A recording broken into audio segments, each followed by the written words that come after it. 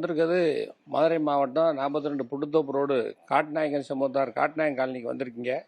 இன்றைக்கி இங்கே எங்கள் பாரம்பரிய முறைப்படி சுமார் 300 வருடங்களுக்கு மேலே நடந்துக்கிட்டு இருக்கக்கூடிய புலிப்பூச்சின்ற வேட்டைசாமி கும்பிட்ற திருவிழா எங்கள் தெருவில் இன்றைக்கி சிறப்பாக நடந்துக்கிட்டு இருக்கு.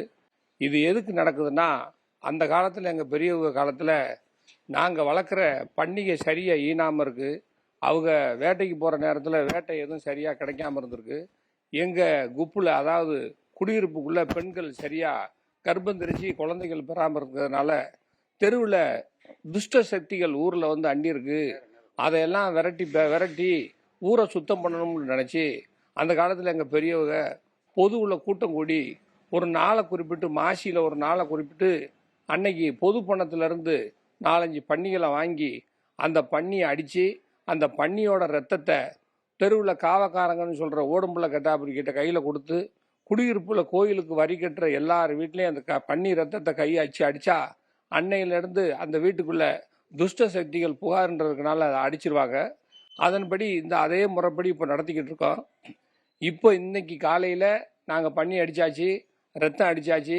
ராத்திரியில் 9 மணிக்கு மேலே இந்த பன்னிக்கறியை இந்த தலைக்கட்டு வாரியாக கொடுத்துருப்போம்.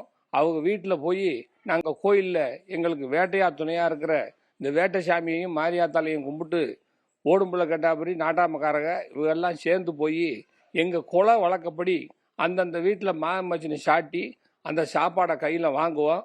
அந்த சாப்பாடை கொண்டு வந்து பெண்கள் அந்த சாப்பாடு போடுறதோட பெண்கள் வேலை முடிஞ்சு போச்சு.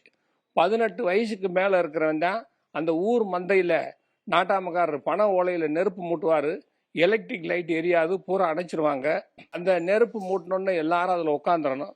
உட்காந்த உடனே ஊர் ஓடும்புள்ள கட்டாபுரி காவக்காரங்க 2 பேரும் அந்த சாப்பாடு வீடு வீடாக வாங்கின சாப்பாடையும் பன்னிக்கறி அதில் கொட்டி ஒன்றா பிணைஞ்சி ஒவ்வொரு ஆளுக்கும் ஒவ்வொரு உருண்டை சோறு கையில் கொடுத்துருவாங்க.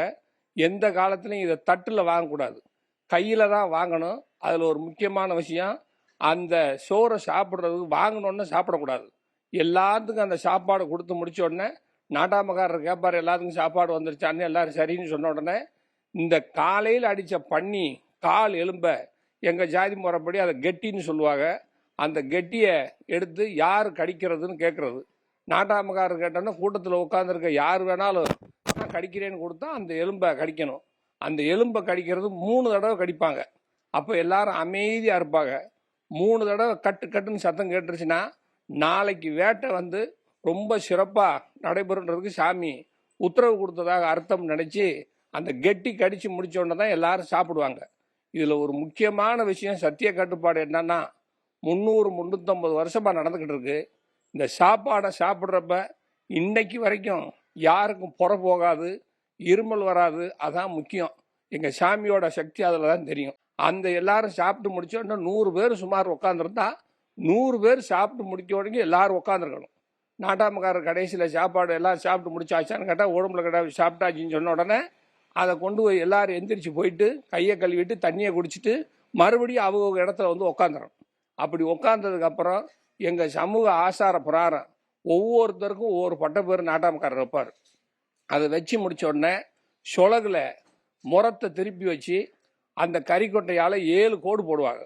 அந்த 7 கோடுன்றது எங்களுக்கு சத்திய கோடுகள் மாதிரி. எங்கள் தெரு பஞ்சாயத்தில் சாட்சி விசாரணை கூட அந்த 7 கோடை போட்டு அதிலிருந்து தான் சாட்சி சொல்கிறது ஐதீகம். அந்த 7 கோட்டிலேருந்து பொய் சாட்சி சொன்னால் எங்கள் தெய்வம் அவங்களை தண்டிச்சிரும்ன்றது எங்களோட தீராத நம்பிக்கை. அந்த 7 கோட்டுக்கும் ஒரு அர்த்தம் இருக்குது. அந்த அர்த்தத்தை நாட்டாம யார் சொல்கிறாரோ அந்த 7 கோட்டுக்கும் அர்த்தம் சொல்லி முடித்த உடனே நாளைக்கு வேட்டைக்கு போகிறத பற்றி, எங்கே வேட்டைக்கு போகிறோம், வேட்டைக்கு போயிட்டு எங்கே வரணும் அப்படின்னு அந்த காலத்தில் சாட்டுவாங்க. இப்போ இந்திய அரசாங்க சட்டப்படி, வன உயிரின சட்டப்படியும் வேட்டை தடை செய்யப்பட்டுருச்சு. நாங்கள் சுமார் ஒரு 20 வருஷமாக வேட்டைக்கு போகிறதில்ல. அதுக்கு பதிலாக எங்கள் பழமையான இந்த முறையை மட்டும் எங்கள் தெருவுக்குள்ளே நடத்தி நாங்கள் முடிச்சுக்கிறோம். அதன்படி கடைசியில் அந்த சாப்பாடை சாப்பிட்டு முடிச்ச உடனே வேட்டைக்கு போகிற விஷயம்லாம் சொன்ன உடனே அந்த நாட்டாமக்காரர் கடைசியாக எஞ்சி இருக்கிற அந்த சாதத்தை அதை தமுறுன்னு சொல்கிறது, சதுர்னு சொல்கிறது.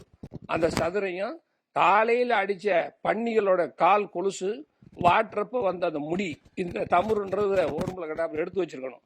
அதை கொண்டு வந்து நெருப்பில் போட்ட உடனே எஞ்சின அந்த சதுரை எல்லாத்துக்கும் கொடுப்பாங்க. அதையும் அந்த நெருப்புக்கு அபிர்காகமாக கடைசியில் கொடுத்து நாட்டாமக்காரர் போட்டோன்னே அந்த நெருப்பை ஏற்றி இந்த திருவிழா முடிச்சு போடுறோம்.